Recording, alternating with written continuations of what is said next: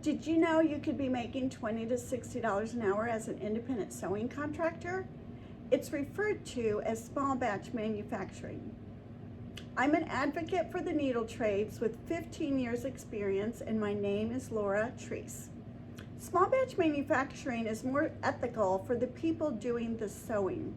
It's more sustainable for our planet, and it's more sustainable for small brands to have success.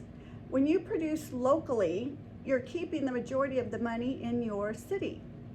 I'm here to help anyone that wants to build their own micro factory with all the details that are unknown until you start doing it.